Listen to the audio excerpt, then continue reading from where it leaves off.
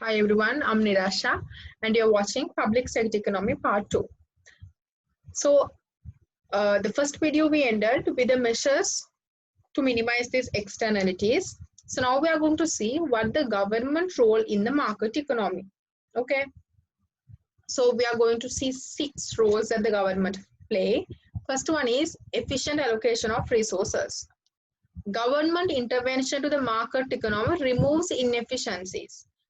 How does the government helps in this efficient resource allocation? First one is government supply public and merit goods and removes imperfect competitions, regulates the markets to control negative externalities. Maybe it imposes taxes or through deregulations and establishment of ownership of public resources. So this is how the government control or government ensure that the resource allocation is efficient.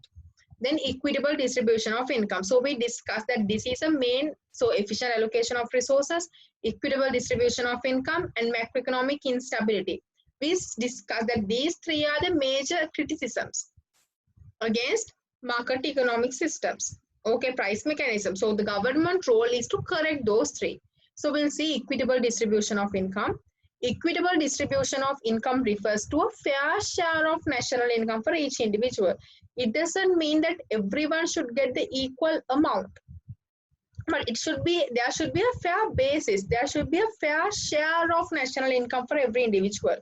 The government takes following actions to ensure equity: redistribution of income and wealth, limitations of accumulation of wealth, land reforms. Okay, so the government can increase taxes. Yes, you take from the rich and give it to the poor.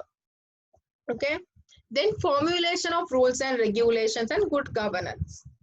Law is prepared and implemented by the government, and good governance refers to the behavior of the government which doesn't make adverse impacts on the economy.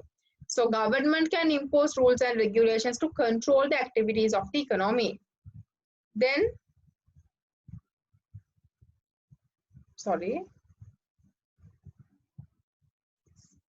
stabilization of macroeconomic policies. The government makes use of fiscal policies to minimize inflation and unemployment in order to achieve macroeconomic stability. Inflation is a good measure of price stability, and steady levels of low moderate inflation is regarded ideal. So in addition to price stability, we have BOP stability, we have interest rate stability, and we have exchange rate stability as well, for which the government will intervene with. Okay, economic growth and sustainable development. Economic growth is the expansion of economy's capacity to produce goods and services. You know what economic growth is. We discussed in the production possibilities curve lesson as well. Economic growth is when the production possibility of the country increases. And we discussed what sustainable development also. Sustainable development allows an increasing living standards or a development in living standards without undue structural and environmental difficulties. Okay, then provision of infrastructural facilities. So government will have to provide infrastructure. Private sector won't come and build a highway. Yes, unless it is very much profitable.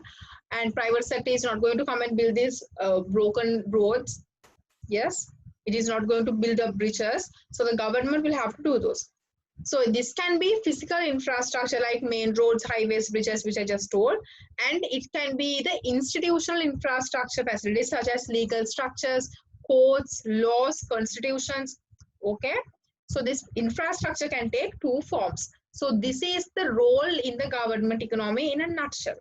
This is in a very summarized way the role of the economy, the role of the government in the economy. Okay. So now, since we know what the government involvement or the government role with the economy is, we'll see what government failure is. So government failure is the government intervention to correct the economic inefficiencies worsens the situation. That is what you call as government failure. And this is how this government failure happens. These are the reasons for the government failure: unrealistic pricing policies, overemployment, centralized decision making, These things are simple terms which you can understand, right? Less accountability, high wastage and corruption. When we say it's government, these things come to our head. It's floods. Failure of quality control, lack of incentive and motivation, lack of technological development and innovation, political dictatorships, and non-profit objective. So these are the reasons for government failure. Okay. Now we'll see macroeconomic objectives of the government. So we are discussing 5 macroeconomic objectives. Full employment, which means utilization of available resources for present production.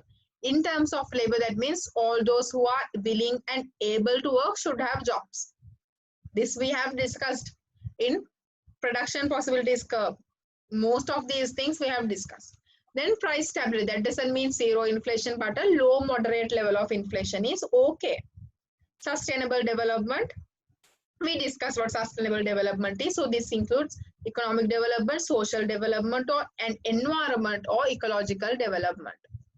Then economic growth is expansion of economy's capacity. That is, either your technology should develop, or your resource stock should increase, or the productivity of the resources should increase. If you all remember and if you all studied, you know what these 3 factors are, what I just referred to. Okay. Then favorable balance of payment. Stability in the balance of payment reflects the external stability and as the stability of the exchange rate as well. So these are not difficult things to remember. I understand that externalities, understanding those 4 diagrams will be difficult, but these are simple things, that you've been studying all the same thing. It's like the same things are being repeated over and over again. So these things you already know. Okay. Now we are coming to macroeconomic policies. Now we just discussed macroeconomic objectives. Now to achieve these objectives, we just discussed the macroeconomic objectives. To achieve these objectives, these are the policies that the government use. Okay. Managing the economy towards achieving macroeconomic objectives, we call it as macroeconomic management. And to achieve these macroeconomic objectives or the activities of macroeconomic management, we call it as macroeconomic policies. Okay. So these macroeconomic policies can be internal as well as external. External policies, of course, we're not going to discuss. We have exchange rate policies, trade policies. We will not be discussing about those. But about the internal policies, yes, we will discuss. Internal policies, again, we have 2 categories, demand side and supply side policies. Demand side policies, we have fiscal policies and monetary policies. Monetary policy, which we have already discussed in lesson number 7, which is money and banking. That was the previous lesson that we did. Okay, so in this lesson, in lesson number 8, we are going to discuss about the supply side policies and fiscal policy. Most importantly is fiscal policy in detail. Okay, demand side policies. Policies that are used to manage aggregate demand. Demand side means you manage the demand with those policies. Okay, so managing this aggregate demand using these policies. What are the 2 policies? Monetary policy and fiscal policy. So managing the demand using these policies, we call this as demand management. So you know what fiscal policy is, you know what monetary policy is. For those of you who do not know what fiscal policy is, that is simply government expenditure and revenue. Okay, monetary policies, we know that is how we control the money supply, how the central bank controls the money supply of the economy. Okay, so demand side policies, you can have expansionary policies and contractionary policies that we are going to discuss here, how this affects the economy. Okay, monetary policy versus fiscal policy. To achieve short-term economic objectives, fiscal policy is effective. Short-term, because it's fiscal policy targets 1 year period, right? We all know that. Revenue, a government budget, government revenue and expenditure, that is for a period of 1 year. Then to achieve long-term economic objectives, then the monetary policy is more effective. And expansionary fiscal policy makes more inflationary impacts than expansionary monetary policy. These are the 3 points that you have to remember. You don't have to go much detail into this, but just know these things. Because in the exam, if you are given, this is the situation and what is the combination of policies that you're going to suggest, these 3 points are the points that is going to help you to decide what is the combination of fiscal policy and monetary policies that you are going to use. It can be the expansionary or contractionary. Okay. Now we'll see these 4 diagrams again. This is not complicated. It's easy to understand. Firstly, we'll look at fiscal policy, contractionary fiscal policy and expansionary fiscal policy. So if we see expansionary fiscal policy, what is expansionary fiscal policy means? So we know fiscal policy is to do with government revenue and expenditure.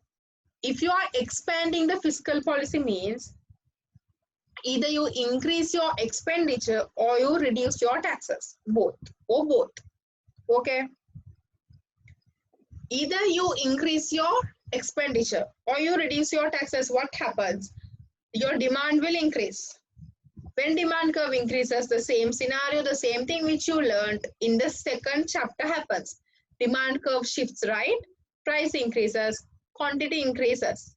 Price increases means price increases, quantity increases. What will happen? Economic growth is there. Economy is able to achieve full employment, but there is no economic stability. Your price stability is not there. No price fluctuates, prices increase. Your price stability you are losing, your economic stability you are losing, but you can achieve economic growth as well as full employment. Okay, so the opposite of this happens when it comes to contractionary fiscal policy. What will happen when it comes to contractionary fiscal policy? Either government increase taxes or reduce the expenditure. Aggregate demand falls, price falls, national income falls. Economic stability you can achieve, but there is no economic growth and you cannot achieve full employment. Okay. Then comes expansionary monetary policy and aggregate demand. Monetary policy, that means money supply increases. When money supply increases, there are so much money in the market. When people have money, they demand more goods. Demand will increase. Price levels increase. National income will increase. Or output. National income is output, no? This lesson number 4. Okay. So national income will increase. Then what happens? Economic growth is there. Full employment is there. But economic stability is at risk. Prices fluctuate. Inflation can happen. Okay. Opposite, contraction in monetary policy. Money supply reduces. Contraction means reduces. Okay. Money supply reduces. People doesn't have money. Demand for products decrease. Demand will fall. Price level fall. National income or the output falls. Economic stability you're going to achieve, but you will have to risk, but it is going to cost you, or the economic stability that you are gaining through contraction in monetary policy is going to cost you economic growth and full employment. Okay, it's almost the same results, right? You just need to know what really happens. It's the same impact.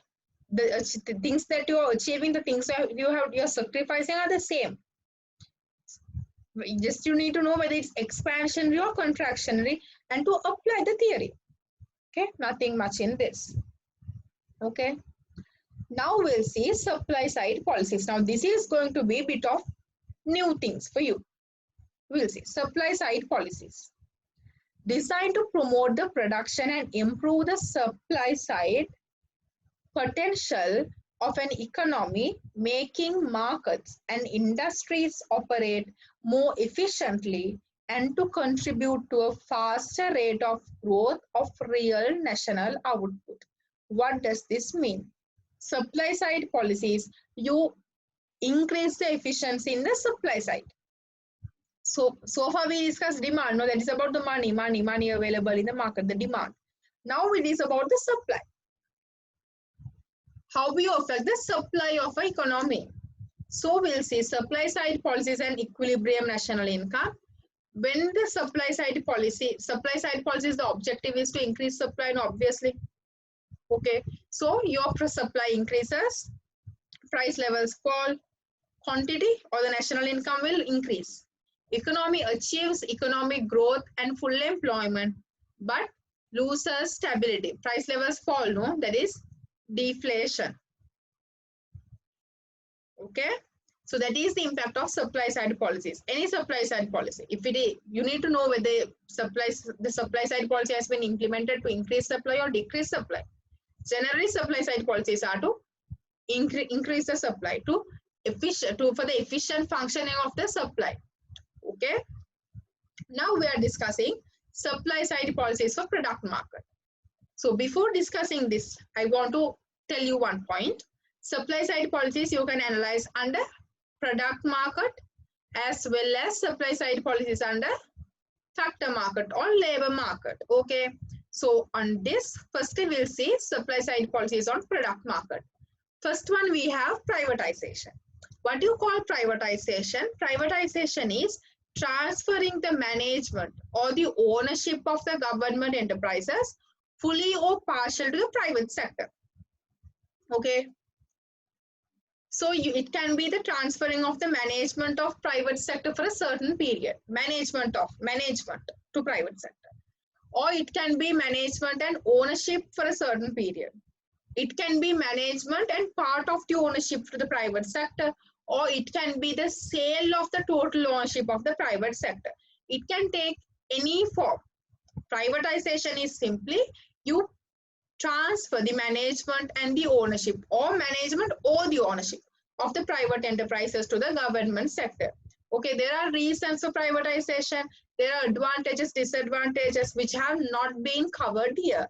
So make sure you do the papers also which are being shared, so you will gain knowledge on those areas which have not been covered here. Okay. Second one is deregulation of markets.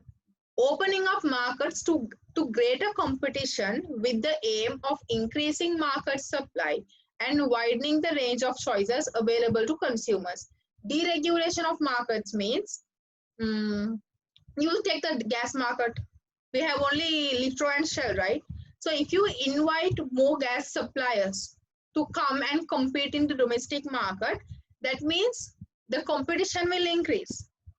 That is what you call deregulation of markets. Okay. Then measures to encourage small business startups. Promotion of an entrepreneurial culture and increasing the rate of small business startups. So you can have this special loan schemes for new entrepreneurs, small scale businesses who are willing to start new businesses. Okay. Then improving economic infrastructure. So we discussed this. This is again a role of the government to provide economic infrastructure, because market economy doesn't provide economic infrastructure. Then tax reforms. Tax reforms can be used to promote both capital investments as well as research and development. So these tax reforms can be tax reductions, tax removals, as well as tax concessions. Okay. So these 5 are supply side policies for product market. Make sure you know them and you can explain them properly in case if you get a question. Okay. Now we'll look at the supply side policies for factor market or labor market. First one is trade union reforms. Trade union laws should be changed by the government to meet the current requirements of the economy, since the traditional legal protections enjoyed by the trade unions have made number of barriers to reduce the labor productivity through trade union actions. We know how trade unions act, right? Okay, therefore, there needs to be reforms made in these trade union acts. In a way, it is going to support the supply of the economy. Okay, then increase spending on education and training. It will help you to create human capital. That means human capital, end of the day, human labor or the efficiency, human efficiency will increase. Income tax reforms and incentive to work. Lower rates of income tax motivates people to work for long hours. This is a theory, okay? It says that if the tax rates are lower, people are motivated to go to work and work for long hours. Why? Because then they are able to enjoy the higher proportion of what they are earning, right? That is a theory. Then capital market reforms. Capital market reforms refers to actions taken to solve the issues of lack of capital which hinders the increase in production. Okay, capital market reforms. You can grant loans again at selective industries, Under selective interest rates, yes, okay. Reducing state welfare benefits. This will encourage employed to take jobs. State welfare benefits, yes. Unemployed to take jobs. That means there are people who are completely depending on state welfare. You're reducing the state welfare. You're motivating people, go and do jobs. Okay. You're gifted with these things, go use them. Don't depend on us. So you're motivating people, you're motivating the unemployed people to take jobs.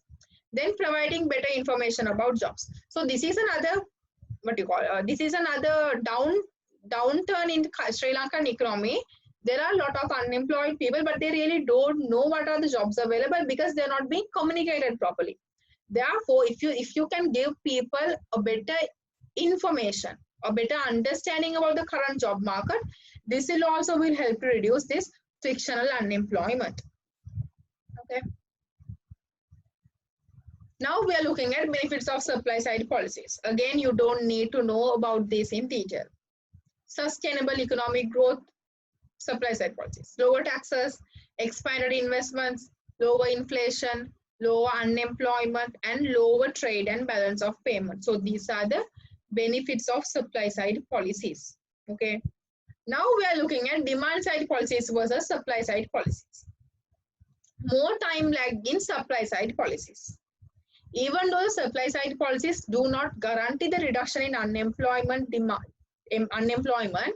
demand side policies can be used in short run to reduce unemployment. Supply side policies takes a long time to make its to make its impact, but demand side policies are not like that. Okay. More inflation, so out of demand side policies, again fiscal policy is making instant impacts than monetary policy. More inflation impacts on demand side policies, we know it, right? We just discussed. If there is contraction, expansion, demand side policy, price levels will increase, inflation will be created, but not in the case of supply side policies. Okay. Then trade-off problems of demand management. These can be solved with supply side policies. We discussed, right? When there is expansionary, expansionary fiscal policy, price levels will increase. Your national output will also increase. But if you want to make your price levels at a constant level while increasing your national output, then you can implement a supply side policy as well. Then the supply side policy will reduce the price levels while increasing the national output further, along with the demand side policy. Okay. Great. Now we are done with this government things. Okay, that is government failure, supply side policies, macroeconomic objectives, how they macroeconomic management, those things are done.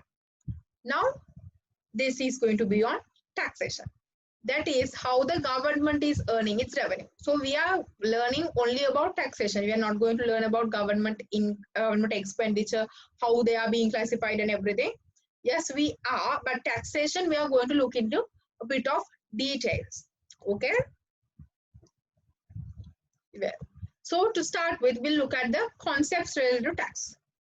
We have tax compliance. Tax compliance is the voluntary participation of taxpayers to filing compliance, reporting compliance, and paying compliance. Filing compliance means to complete the tax reports on due dates. Okay. Reporting compliance is to report the correct amount of tax liability. And paying compliance is pay the correct amount of tax liability. Okay. Then tax base. Tax base is the base for the assessment or determination of tax. If it is income tax, that is the income. If it is corporate tax, it is a corporate profits. Okay. If it is value added tax, if it is VAT or value added tax, that is a value added to the product at each and every stage. That is the tax base. And tax rate. Tax rate is the ratio. Okay. So when it comes to tax rate, two main rates you need to know: average tax rate and marginal tax rate. Average tax rate is the ratio between the tax amount paid and the value of the tax base, whereas marginal tax rate is the change in tax paid along with the change in the value of the tax base. Okay. Marginal tax rate is ratio between change in total tax paid and change in value of the tax base. Okay. Then we have tax burden and tax incident. Tax burden is the amount of the cost of the tax. That is a tax burden. Tax incident means who finally pays the tax. Okay. Then tax incident you can take as statutory or formal tax incident and economic or actual tax incident. Statutory tax incident means who the government asks to pay the tax. Economic or actual tax incidents means who actually pays the tax. We learned, right, in our second lesson when we learned about taxes and subsidies, government imposes a production tax on production. But actually the consumer is also paying a proportion based on the elasticity of the supply. Yeah, there is a demand, there is a subsidy on producers, but the consumers also enjoy the benefit of the subsidy based on the elasticity of your demand curves and the supply curves. Okay. Now we are going and shifting the tax burden is our next topic. Now this tax burden can be shifted only in case of indirect taxes. In direct taxes, you cannot shift the tax burden. In indirect taxes, you can shift the tax burden. So shifting of the tax burden means transferring a part or full amount of the tax to another person by the person who is legally liable to pay the tax. Okay, the burden can be shifted only in direct taxes. That is a very important point which you have to remember. Okay, now the shifting of the tax burden, it can be forward shifting or backward shifting. Take me, if I am a supplier, forward shifting is me shifting the tax to my consumer. Backward shifting is me shifting the tax to my producer, to my supplier. Okay. If I am a consumer, backward shifting is me shifting the tax to my supplier. Okay, or the producer. Okay. Now we are going to see the incident of tax. We already know this. We know the incident of a production tax. Now we are going to see the incident of a consumption tax. You see, change in consumer surplus. When a tax is imposed, your demand will fall. Okay. You see this point where this with the intersection between supply curve and D1 curve, that is your initial equilibrium. Okay. Therefore, ABC is your consumer surplus. Okay. But now your your demand curve falls. When your demand curve falls, your consumer surplus limits only to A, which means you're losing B and C, not T. It should be B and C. This is your loss in consumer surplus. The same way you can understand loss in producer surplus is F, E, and D. Okay. Change in government revenue B, E, and F. And this CD triangle area is the net welfare effect. The things are very much similar to the production tax, but just it's not the supply curve that is going to shift, but the demand curve. Okay. Objectives of taxation: to collect a revenue to the government. Happens, right? Minimize disparate income annual distribution. That is, if it is a progressive tax, that is, the higher the tax base, higher the rate of income, higher the rate of tax. Then control inflation and BOP deficit, induce savings and investment, promote economic growth, protect local and infant industries, discourage the provision of demerit goods, counter special events occur in the economy. So these are the objectives of taxation, and this is why tax are being charged by the government. Okay. Now we have principles of taxation. So we have 6 principles: equity, economy, convenience, efficiency, certainty, flexibility, and adequacy.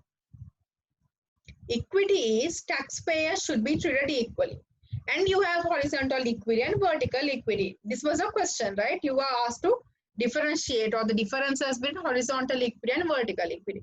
Horizontal equity, you know, horizon is this way. Horizontal equity is this side.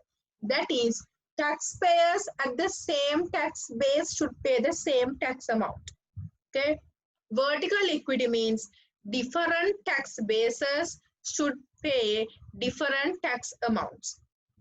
Okay. Economy means compliance and administration of tax should be a minimal in terms of cost. What is the benefit of collecting tax if the administration and compliance is more expensive than the income that you are gaining? No point, right? Convenience, it should be easily understood, collected and administrated. Efficiency, tax system should minimize efficiency in resource allocation. Certainty, there should be a consistency and stability in the prediction of the tax payment and government revenue. Tax rate cannot vary from one year to another or 1 month to the other. No, there should be certainty, consistency. Flexibility, it should be flexible to face dynamic changes, and adequacy. It should be just enough to generate a revenue to the government to finance the provision of public goods. We discussed that, right? You have to provide, the government will have to provide the public goods and it will have to be financed through general taxation. Okay. Now we are coming to the end of taxation, that is classification of taxes. Classification of taxes can be done in three bases. First one is based on how it is charged, based on the tax burden, and based on the behavior of the tax rate. Based on how it is charged, you have ad valorem tax and specific tax. Ad valorem tax is the tax is levied as the percentage of the value of the production, income or expenditure. And specific tax is on the value of the product good levied as a fixed charge for each unit of good. Ad valorem tax is a percentage, specific tax is a value, a fixed charge. Okay. Based on tax burden, direct taxes, indirect taxes. Direct taxes, the person on whom the tax is being imposed will have to pay. Indirect taxes, you can shift the tax burden. Then the behavior of taxes, progressive, regressive, and proportional taxes. Progressive taxes means percentage of tax will increase with the increase in income. Regressive taxes, percentage of tax will increase with the fall in income, or percentage of tax will decrease with the increase in income. Proportional tax is the rate of tax or the percentage of tax will be constant at all levels of income. Okay, so I don't think there were very much difficult concepts for you to understand in this session. Okay, so study all these areas as well. Get thorough with these areas, especially with these principles of taxation, benefits of taxation. Okay, and yeah, pretty much those areas. Read all the notes and try the questions. So this is the end of the second video. Thank you.